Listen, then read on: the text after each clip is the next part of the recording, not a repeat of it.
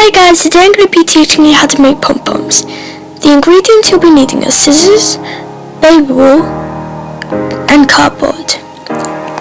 So you're going to start off by getting your string, then you're going to wrap it around your cardboard at least 50 times. It depends on how thick you want your pom-pom to be. It doesn't really matter. Okay, so now that it's done, you want to cut off the end once you've finished, and you want to take it off. That was a bit aggressive, so you're going to take it off like that.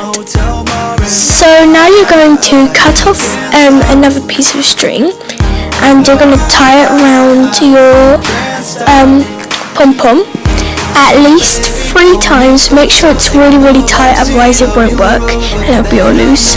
So yeah, that's a very important thing to do. So your pom-pom will be looking like this so far.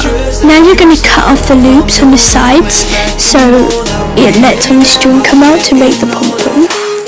And so yeah, it'll be all clumsy like this, so what I'm supposed to do, it will be a bit more smaller, so cut off the sides and keep on cutting until it's a nice small little ball, and this is what it will look like.